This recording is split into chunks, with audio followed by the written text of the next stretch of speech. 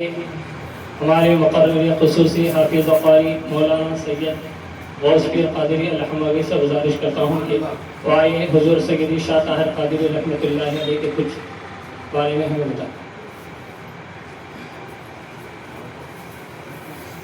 السلام علیکم ورحمۃ اللہ تعالی وبرکاتہ۔ بسم اللہ الحمد للہ والصلاة والسلام علی رسول اللہ، اما بعد فاعوذ باللہ من الشیطان الرجیم، بسم اللہ الرحمن الرحیم۔ من يعمل سوءا يجز به ولا يجد له من دون الله وليا ولا نصيرا، صدق اللہ العظیم۔ ایک بار بلند آواز سے درود و سلام کا نذرانہ پیش کر لیجیے۔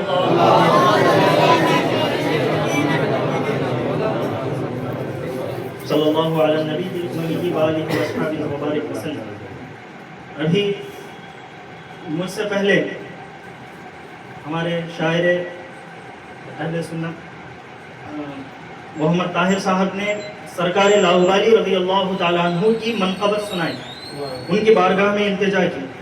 حضرت سرکار لاہوری کون ہے جانتے ہیں؟ سیدھے بغداد سے دکن کی زمین کرنول پر تشریف لائے۔ کہاں سے؟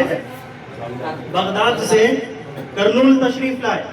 جیسے ہی کرنول تشریف لائے، وہاں پر کرنول میں جس کا پرانا نام قمر نگر تھا، قمر نگر، وہاں پر جب آپ نے دیکھا کہ لوگ ایک ہجوم بنائے ڈھول بجا رہے تھے۔ کیا بجا رہے تھے؟ ڈھول بجا رہے تھے۔ دیکھا تو سوچا کہ شاید ہی کسی کی شادی ہے، کس کی شادی ہے۔ اب لوگوں نے کہا کہ حضرت یہ کسی کی شادی نہیں ہے، بلکہ قمر نگر کے راجہ کی بیٹی کی میت ہو گئی۔ کیا ہو گئی؟ قمر نگر کے راجہ کی بیٹی کی میت ہو گئی ہے، اس کو سانپ نے ڈس لیا ہے۔ جیسے ہی سانپ نے ڈسا، اس کی میت ہو گئی، وہ مر گئی، تو لاہوری سرکار نے فرمایا کہ جاؤ راجہ سے کہو کہ اگر اس کی بیٹی زندہ ہو گئی تو کیا وہ اسلام قبول کر لیں گے؟ اب یہ بات ہوئی مختصر میں آپ کو بتا رہا ہوں۔ تو وہاں پر کیا ہوا، ساری بات بتائی گئی کہ حضرت لاہوری سرکار بغداد سے آئے ہوئے ہیں، اگر تیری بیٹی زندہ ہو گئی تو کیا تو اسلام قبول کر لے گا؟ تو اس نے کہا کہ ہاں میں اسلام قبول کر لوں گا۔ یہاں پر غور سے سنیں، پھر کیا ہوا، لاہوری سرکار نے ایک چٹھی لکھی، صحن میں سارے سانپ ظاہر ہوئے۔ ایک سانپ بعد میں آیا، آ کر اس کی بیٹی کا زہر نگال جو ڈسا تھا، زہر کو چوسا، فوراً بیٹی زندہ ہو گئی۔ اب راجہ دیکھتا ہے کہ اس کی بیٹی زندہ ہو گئی تو صرف راجہ مسلمان نہیں ہوا بلکہ اس کی پوری پرجا مسلمان ہو گئی۔ یہ لاہوری سرکار قمر نگر میں جیسے ہی پاؤں رکھے مسلمان بناتے گئے۔ انہی کی اولاد، انہی کے چوتھے بیٹے حضرت سیدنا شاہ طاہر قادری۔ اب حضرت شاہ طاہر قادری پیدا ہوئے تو لاہوری سرکار نے فرمایا کہ یہ میرا بیٹا فلاں گاؤں کا، فلاں شہر کا قطب بنے گا، اور یہ کسی سے خلافت نہیں لے گا بلکہ اس کو ڈائریکٹ غوث اعظم خلافت دے گا۔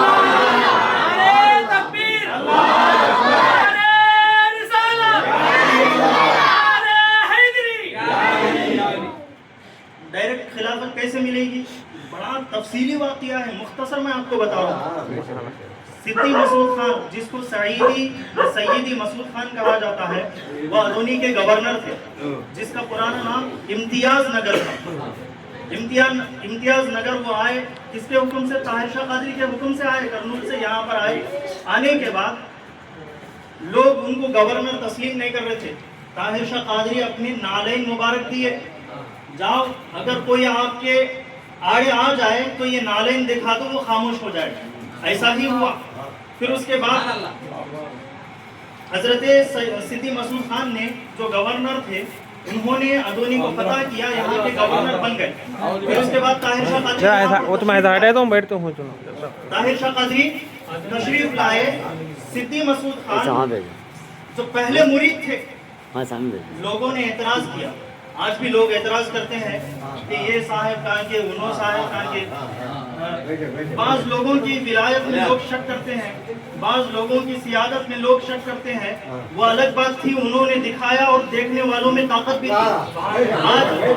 آج کچھ لوگوں میں طاقت نہیں ہے اور دیکھنے والوں میں بھی طاقت نہیں ہے، تو وہ اس زمانے کی بات تھی، یہ اس زمانے کی بات ہے۔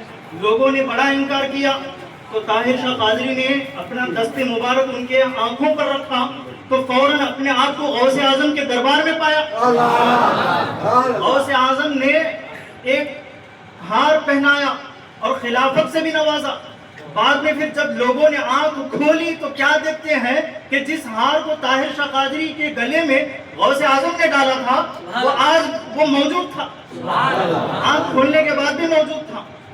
यानी गौसे आजम डायरेक्ट खिलाफत, सीधे बराह रास्त ताहिर शाह कादरी को खिलाफत दी और अपना मुरीद बनाए, और इसी को फैज़ उवैसी कहा जाता है। अब हजरात मुहतरम, यहाँ पर हम बैठे हैं, आप तमाम हजरात बड़े खुश नसीब हैं।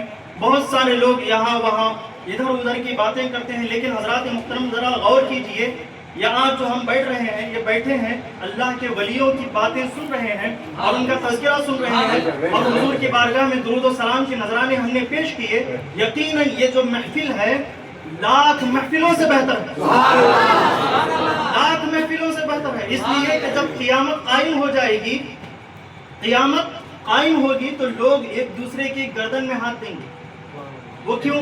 इसलिए कि कोई कहेगा कि दुनिया में जब हम थे तो तूने मेरे दीवार की मिट्टी चुरा ली थी, हालांकि वो उसे पहचानता भी ना होगा। और एक रिवायत में है कि हजरत सैयदना ईसा अला नबीना व अलैहिस्सलातु वस्सलाम एक रास्ते से गुजर रहे थे, कब्रिस्तान के रास्ते से गुजर रहे थे, तो एक कब्र में मुर्दा जिंदा हो गया और कहने लगा कि हजरत मैं दुनिया में बहुत ही नेक था, या नबी अल्लाह, हजरत ईसा अलैहिस्सलाम मैं दुनिया में अल्लाह तबारक व तआला की फरमा बरदारी किया करता था और दिनों रात उसी की फरमा बरदारी में जिंदगी गुजारता था, लेकिन मैं दुनिया में जो काम किया करता था कूली का काम किया करता था, लोगों के बोझ ढोया करता था।